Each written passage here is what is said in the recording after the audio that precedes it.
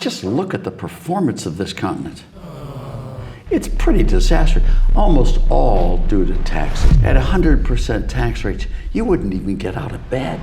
What are your thoughts about the proposal to have a global minimum tax? I think it's the dumbest idea I've ever heard in my life. Europe has become very close to being a slave economy. Look at the government size you have. Look at the rules you have here. Look at the taxes you have here. Look at the spending you have here. I mean, it's crazy what you're doing. Whenever governments come together to collude and to get a common practice, it's always to exploit the citizens in the electorate. They've ruined the whole set of countries. And you're disappearing before our very eyes.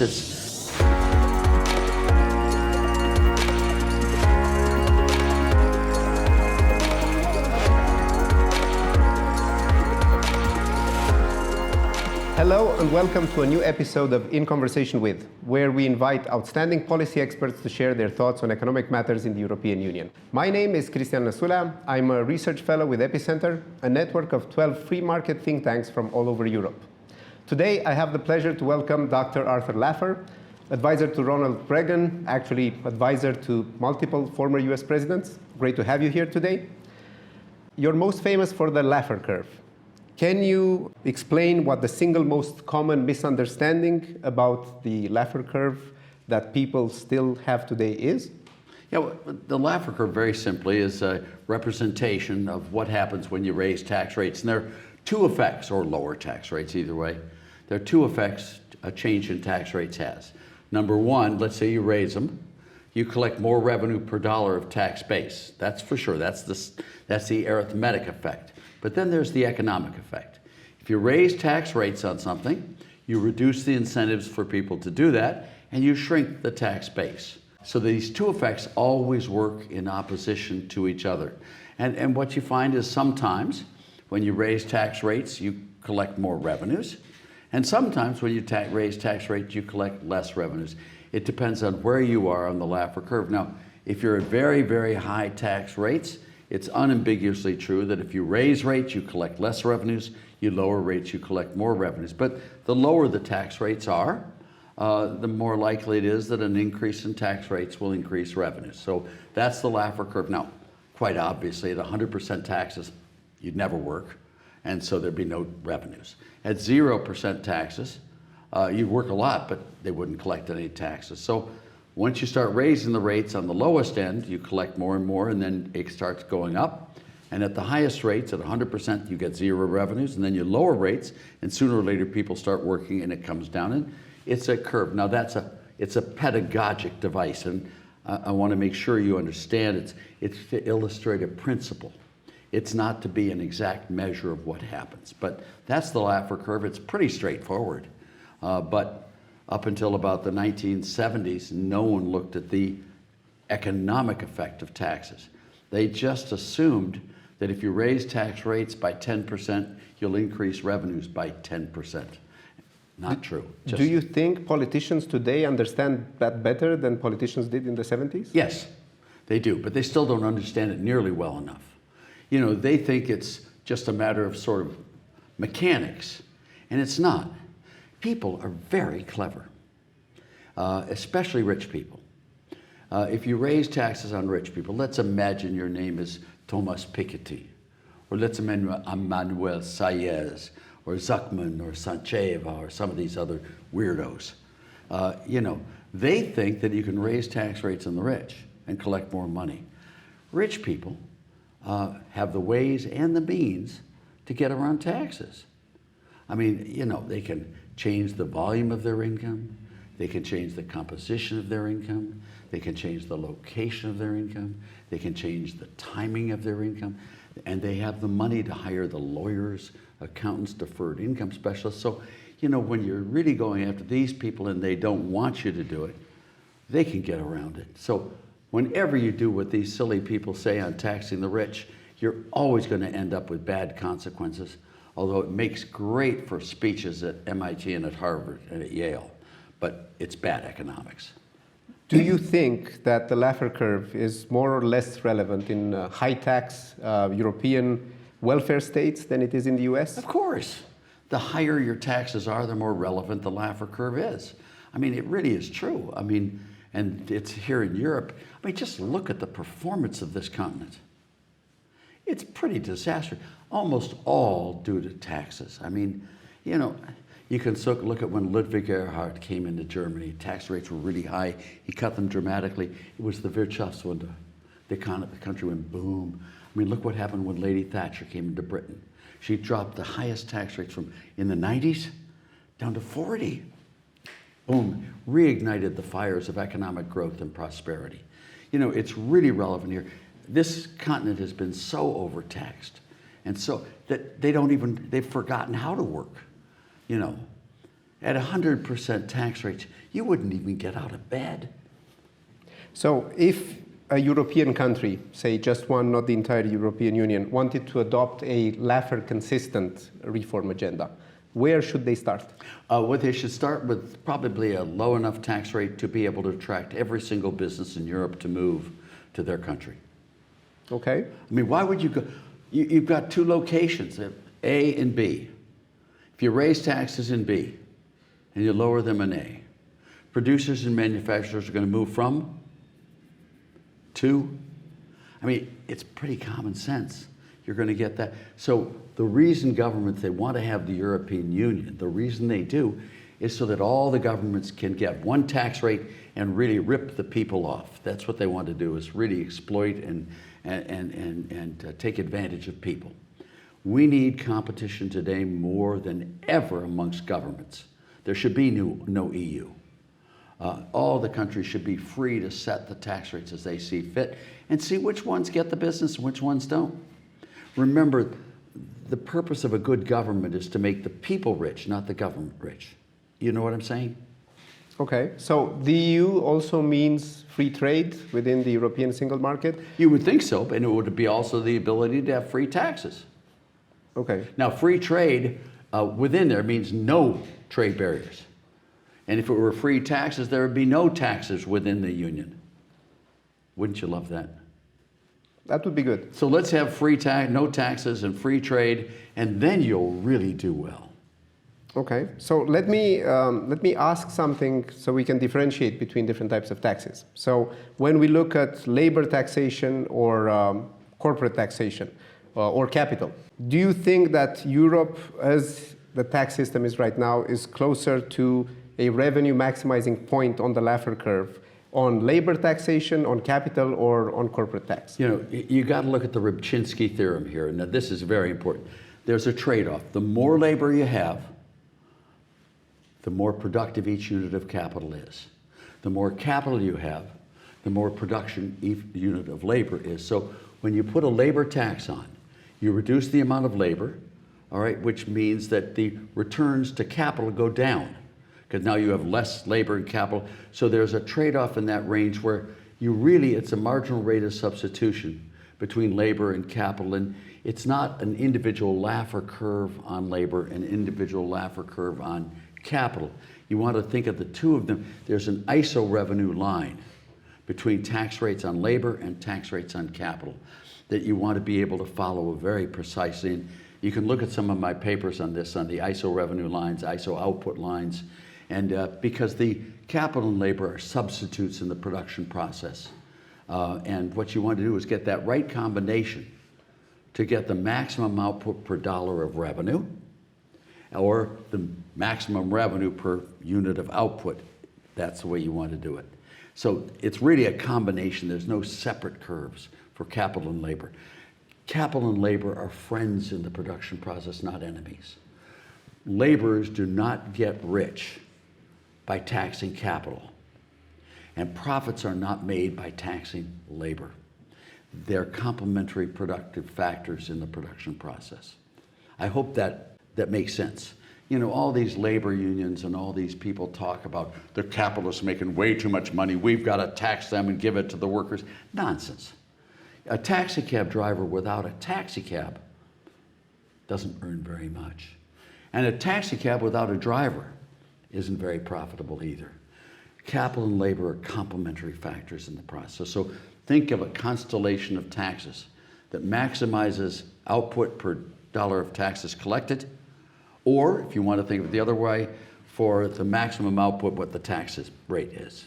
That's the way you want to think about it. I hope that's understandable. It's understandable to me. Good. I'm just hoping that we can find the best way to explain things so that it's as understandable I as hope possible. I made it there. You know, it's pretty easy. Taxi cab drivers without cars don't do very well. Of course.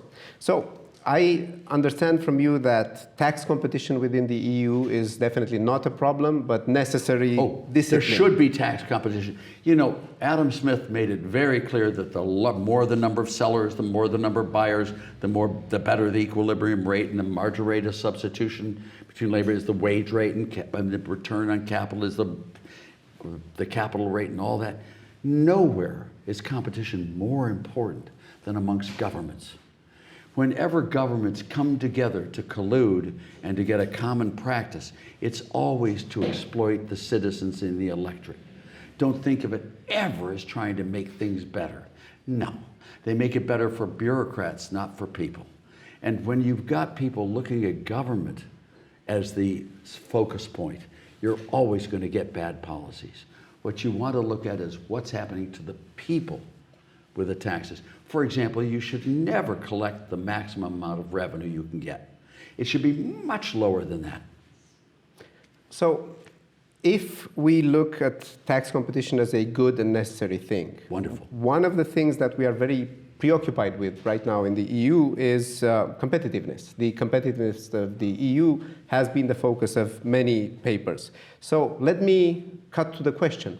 Why do you think the EU consistently attracts less capital investment than the US?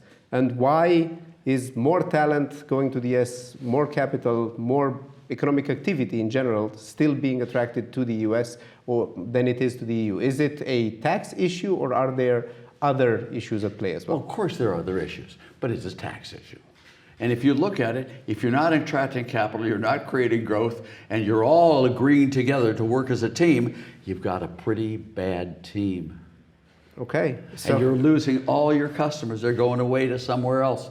Duh. Maybe you think there's something wrong. It's like, you know, if you jump off a cliff and you die, maybe you shouldn't have jumped off the cliff. And that's what's happening to Europe. They've got so much, you know, agreement amongst governments to do common regulation, common taxes, common this, common that, that they've ruined the whole set of countries. And you're disappearing before our very eyes. You're gone. Europe is going extinct. So another issue that is preoccupying us greatly these days is what is more important for better taxes in Europe. So do you think it's more important what the marginal tax rate is? Is the simplicity of the taxes more important, or is it predictability in the tax system that we should focus on more in the EU? You know, predictably high taxes are the worst. Unpredictability is wonderful when you have high taxes. Predictability on low taxes is the best. Unpredictability on low taxes is bad. You want them to stay low and be low. And the problem is that your taxes probably shouldn't be any higher than 10% in this country, in Europe. I mean, that a 10% broad-based VAT, maybe with an income tax, but I don't even think so. I think if you had a across-the-board tax on VAT and nothing else, that would be probably the best. Okay, so what are your thoughts about the proposal to have a global minimum tax? The idea I think it's the dumbest idea I've ever heard in my life. Why don't you have a mandatory death rate? Come on, it's silly. You want a low rate, broad-based, flat tax. So the low rate, so to provide people with the least incentives to evade, avoid, or otherwise not report taxable income. That's one. And you want the broadest base with the least deductions, exemptions, exclusions, credits, omissions, write-offs, all of that stuff, so people have the least number of places where they can put their money to avoid taxes. And then you want a tax rate where all taxes are bad. And you want a tax rate that is low enough so that the damage done by the last dollar of taxes collected can be low enough to make it worthwhile to have good services in the country. And that's it. Government should restrict itself to those things it does well: roads, schools, judiciary, defense, and then stop. You know, in 1910, the US had total taxes, total, was 3% of GDP. We were the center nation of the Industrial Revolution, creating the greatest prosperity, and became the preeminent country on planet Earth with 3% of GDP government spending. Do you know how big it is now in Europe? 40-some%. Help me. I mean, you know, how sclerotic do you want your union to be? You should be probably down around 10% if you want prosperity. If you want virtue signaling, 100%. You'll show them you can do a good job. It's silly. Okay, so what do you think policymakers consistently underestimate when it comes to behavioral responses from people? Yeah, the government consistently underestimates the damage they do to the economy, consistently, by large amounts.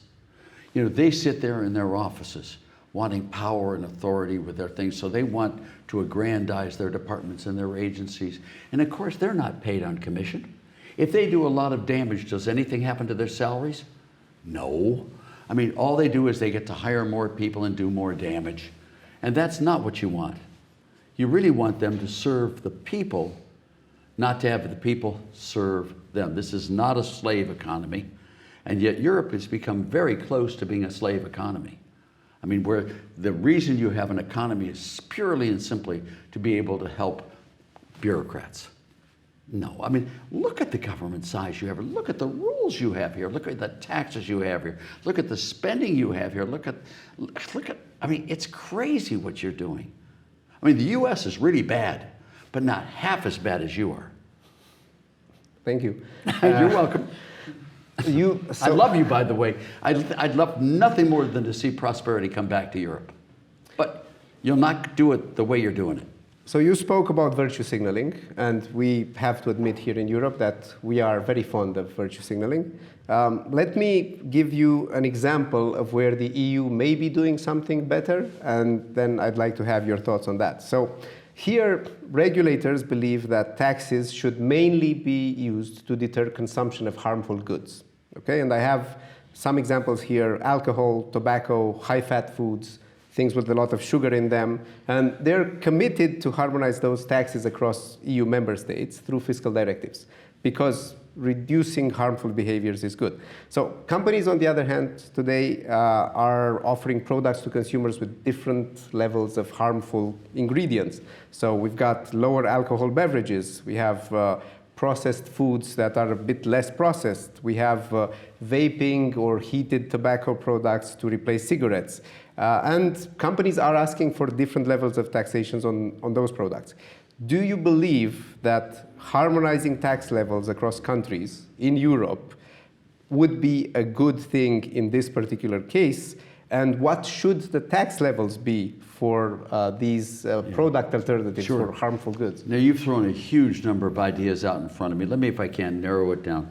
You know, if you have something that is very harmful and it has an externality associated with it, smoking, speeding on the freeway because you kill other people, let's say alcohol because you get drunk and you hit your wife or your spouse or whatever, you know, that makes some sense. And it does make sense to do that. But when you're doing the taxes, remember, let's take tobacco taxation as an example. Here you've got a guy who has been smoking for years. He's addicted. Because he's been smoking for years, he's not very healthy. He's probably pretty old. The person has low income. And so you're going to tax him? What type of heartless beast are you? You're going to tax the very victim, the very person who has been persecuted by tobacco. To do what? What are you going to get that guy to do? He is addicted. And if you raise the tax enough, he's going to spend his milk money for his kids. He's going to do everything he can, rob stores, everything to get the money. If he doesn't do that, you're probably going to encourage illegal, illicit products coming in, mafia-like sources of government, outside the government. You're going to have to monitor and so on. No, you want to make sure you always tax lightly. You want to make it so that new smokers, you don't attract new smokers into things, but you don't want to beat to death the people who are already weak and addicted. So what do you want to do with them? What I would like to do with current smokers, and the people who are addicted, I'd love it if they quit. That'd be great. But the only way you're going to get some of them to quit is if they die. What you want to do is provide them with an alternative that is not as harmful. For example, we know that it's the combustion of tobacco that really introduces most of the carcinogens and causes the cancer, the emphysema, the whole blood diseases, heart and all that. We know that. So what you want to do is have less combustible tobacco prices. And so you want to give alternative tax like pouches, the little things, vaping and all the, make them a lot lower taxes. So you convince these guys to quit cigarettes and move to some other nicotine satisfaction in some much lower, much less harmful products, heat sticks or all of these other. That's what you want to do. But you've got to remember that smokers are people too. They are. My mom smoked until she died of lung cancer. I hate cigarettes. I mean, I really, really do. But you know, she tried to quit, but she couldn't quit. And you know, please just understand, let's move these people to far less dangerous products. So you have a higher tax on cigarettes, but a very low, in fact, maybe you even have a subsidy on heat sticks or pouches or whatever they are, the other products, vaping. That's what you want to do, but make sure you don't ever forget that smokers are people too, and we love them. They're just addicted. And don't sit there with, I hate tobacco. Come on. That's mean, that's nasty, that's dark-hearted of you. Thank you for the answer. Did you understand my answer? I did understand it, and Dr. Laffer, I have to say I do agree with almost everything you said. I'm, for the most part, just playing devil's advocate here, so just to be clear. But I have to insist a little on one thing. What? So do you think in this case, if we are trying to tax bad goods and bad behaviors, let's say we have a difference between taxes on cigarettes and taxes on less harmful alternatives, should we harmonize the level of these taxes throughout the EU so that people don't just end up buying them in another EU country just to get around the encouragement for them to behave better? Now you look at people who tax them too low. Let's say every country is taxing them way too high except for one country. Do you want to make that country now tax them high and ruin everyone else's lives? You know, harmonization is wonderful if you harmonize around the best tax. Harmonization is disastrous when you harmonize around the worst tax. So what are you assuming in your question? That the highest tax is the best, the lowest tax is the best, or somehow Brussels knows what's right for Hungary? Or whatever, Hungary knows what's right for Spain. You know, my view here is very simple, is that in general, one size does not fit all. And each country makes the decisions as to how it wants to really tax and let it be responsible. And if the country makes a bad decision, let it be thrown out of office and a new group come in, or let's do a referendum on it. But there's no reason to harmonize across countries to bad taxes or not harmonize around good. And let each country decide how it does it. That's called democracy and free markets. Okay. You with me? I am. I just want to clarify then. So is the best tax not the lowest tax? No. I mean, sometimes you can have a, let's imagine it's a subsidy. Let's say we did when I was a young boy. We had cigarettes with almost no taxes, all right, and we advertised, all the movie stars smoked and everything. We encouraged people to smoke. When you got on an airplane back in the 1950s, they gave you free cigarettes. Oh, be a man, smoke. Well, women like cigarettes too. No, that's not right. But when you do it there, you know, you can overtax these products as well. What you really want to do is let each group experiment and test what is the best way to do it, and then see if one country's doing it right and they have good results, the other countries can follow suit. But use it as a crucible of experimentation to where different countries can use different policies, and then when you see the results of these, then allow, oh, they're doing a better job than we are. We should lower it to respond to them. And for example, I'm going to use something that's not tobacco. We have 9 states in the US that have no income taxes. Those 9 states are the best performing states in the US in economic growth output and budget balances. It's the lowest unemployment states. They're the fastest growing. You've got Texas, Tennessee, Florida, you've got Nevada, you've got Washington, you've got Alaska, you've got South Dakota, you've got New Hampshire, and they're just really doing well. Then you've got the high tax states that are collapsing before our very eyes. Isn't this a good way of finding out what's right? Should we make everyone become like the high tax states?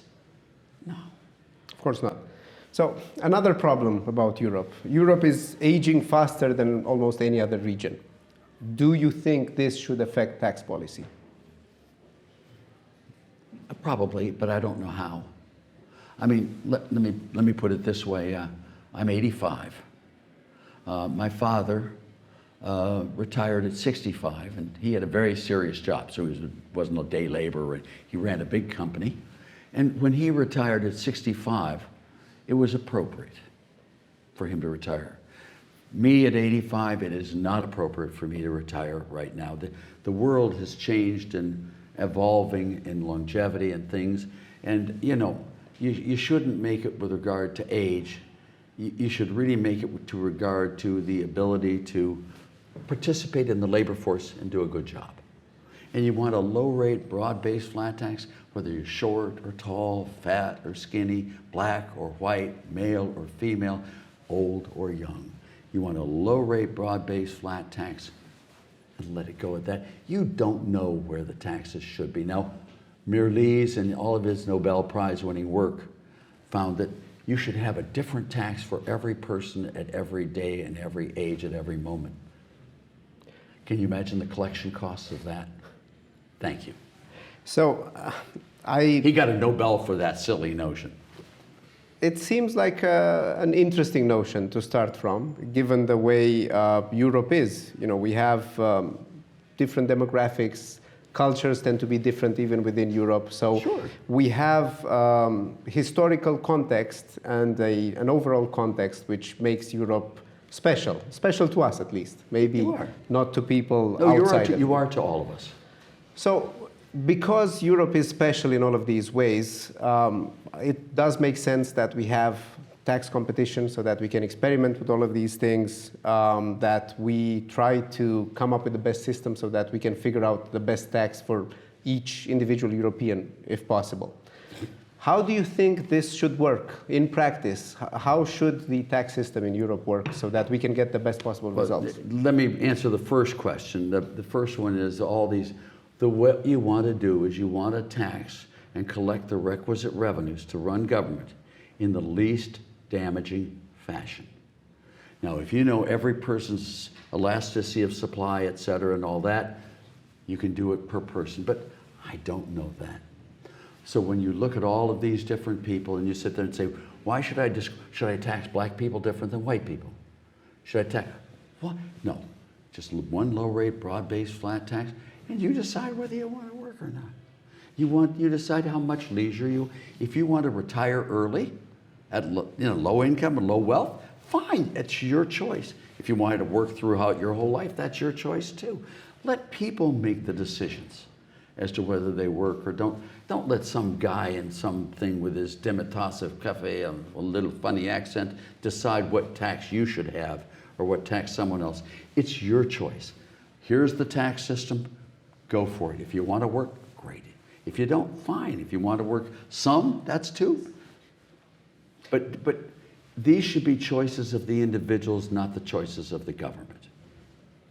The world is changing faster than it used to, because now we have this whole new thing with artificial intelligence that is also changing the way we work.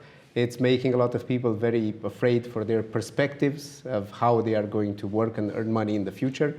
Do you think this is something that we should be considering now? And should we be adjusting our tax systems? No. I mean, why do that? Now, let's take something like artificial intelligence. There may be some consequences of artificial intelligence. I understand there's some things here about, I don't know what, some pornography, or there's some other things that you don't want running rampant in your society. So you want to make sure you carefully look at the products to make sure you don't have some disastrously harmful consequence there.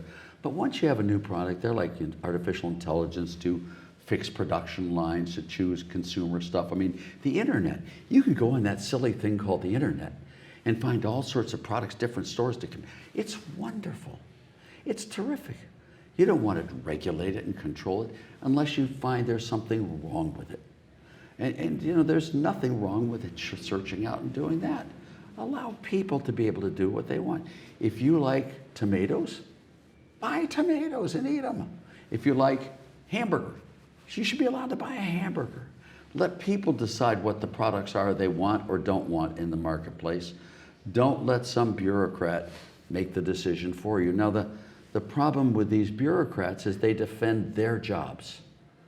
And their jobs are to regulate you. So they will way over-regulate, way over-tax you, so they protect their jobs. So how do you solve this? It's really simple. Put government employees on commission. It's really simple. Make them bear the consequences of their own actions. Now I'm going to use a fun illustration with you. All right? If GDP grows at 3%, the government employees get their salaries. If it grows at 4%, double their salaries. Grows at 5%, triple their salaries. Grows at 2%, no salaries this year. Grows at 1%, they owe us the money that we would have paid them. You know, you want to make it so they judge their behavior in the sense of trying to make the people better off, not them. Politicians are gonna make money. They're sitting on bagfuls of money from you and from all the taxpayers. There is no one who's sitting on bags of money who doesn't get rich. What you want to do is make them get rich by doing good things rather than bad things. Put them on commission. So you've already given us valuable advice about how things should be done so things can work better in the EU. As the final question and final recommendation, what would you say is the single most important reform that we should make in the EU or in EU countries separately if necessary, so that the European economy can work better and European countries can be more competitive? Yeah, understanding the role of incentives in the production process and understanding the role of government and putting incentives into government like incentive-based salaries, incentive-based pay, all that's really important. But understand the government spending, transfers, reduce output. Let me give you the example here. And will you forgive me, give me a little leeway in this? Because it's really important. You got these guys like Saez and Thomas Piketty, and you've got the Tsancheva, you've got the Zuckerman, and all these powerful intellects at these top universities raise taxes on the rich. I'm going to take you through the transfer theorem. And this is a theorem, it's math. It's not, I don't care if you're at Harvard or MTSU, I don't care if you're tall or short, I don't care if black or white, male or female, it's math. All right, and the transfer comes when the government takes from one group and gives to another group. Normally we think of, they take from those who have a little bit more, and they give to those who have a little bit less. You with me? That's the normal way. It's called redistribution. Now, when the transfer theorem says that if you take from those who have a little bit more, you reduce their incentives to work, and they will produce a little bit less. Pretty clear? By giving to those who have a little bit less, you provide them with an alternative source of income other than working, and they too will produce a little bit less. This is just the Slutsky equation, the income and substitution effects of transfers. You with me? Yes. The theorem here is really simple. Whenever the government does transfer payments, it always reduces total production, always. Government spending causes output to decline, not increase. All right, you with me? Of course. It's math. Now, the lemma from this theorem is pretty cool. The lemma from this theorem should be intuitively obvious to you. The more you transfer, the more you redistribute, the bigger will be the loss in total production. You with me on that? But now the one that gets fun. Okay, you ready for this one? It's got this spicy flavor, you know, Louisiana hot sauce. Your eyes are running and your nose, and, it's just piquant flavor. All right, I just love it. Is if you were able to redistribute income in such a way that everyone came out the same. Oh God, Bernie Sanders, where are you? Where are you, Mr. Piketty? I need you to understand, if you were able to redistribute income so everyone came out exactly the same, there will be no income whatsoever. Now let me prove it to you. In order to get everyone to come out the same, what do I have to do? I have to tax everyone who makes above the average income 100% of the excess. Okay? And I have to subsidize everyone below the average income 100% up to the average income. Only in this way am I able to guarantee that everyone comes out exactly the same, whether they work or they don't work. Now, if I actually did that, if I actually taxed everyone above the average income 100% of the excess, and if I actually subsidize everyone below the average income up to the average income, I will stipulate today, Counselor, there will be no income whatsoever. Piketty and Saez do prove very clearly with the data, they do prove that raising tax rates on the rich increases income equality. It reduces income inequality. It's true. And it will succeed in bringing down exactly equal income when everyone's at zero. How stupid is that? Here you've got everyone poor. Everyone poor. One guy makes $1. Oh, go smack that guy down. How dare he make that $1? He doesn't deserve it. Put it back. Hello? You know, income inequality is a natural in this world. It's a natural, and attempts to remove income inequality is the playbook of the devil. Tall people are better at basketball than we short people. What are you going to do? Cut their legs off so we're all equal?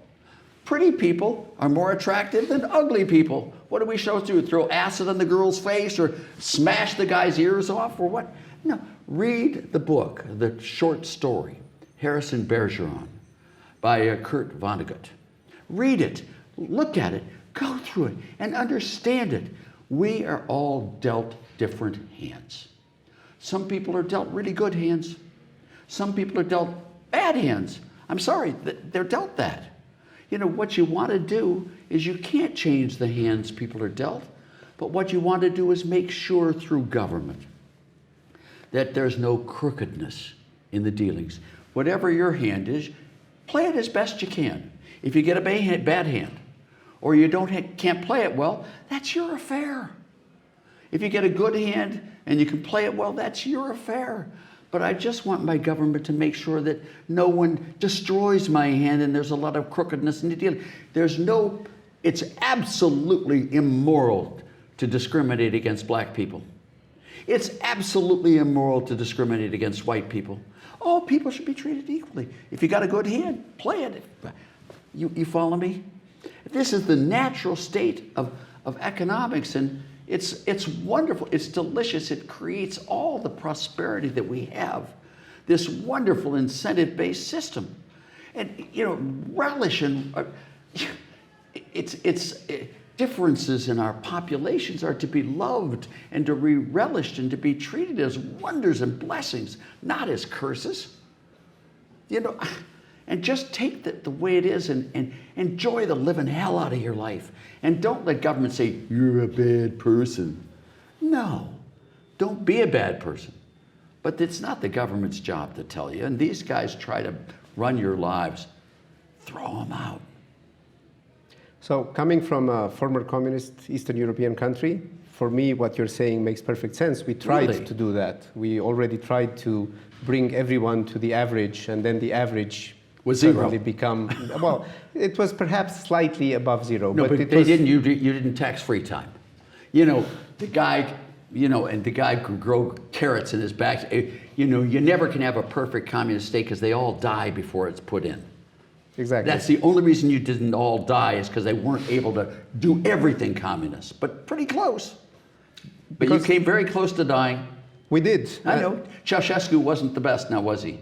No, far from it. Thank you. And as you say, the fact that they decided some things didn't work and stopped at some point was something that really, saved us from starvation. That's where the Laffer Curve really came into effect in China when they allowed free plots. And the production increased enormously by just saying, you can keep what you produce in that 1 acre of land.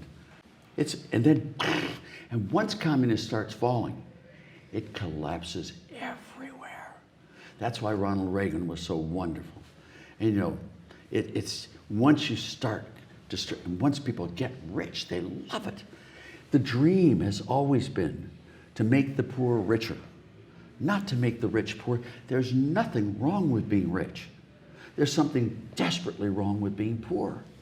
You want to make the poor richer, not the rich poor.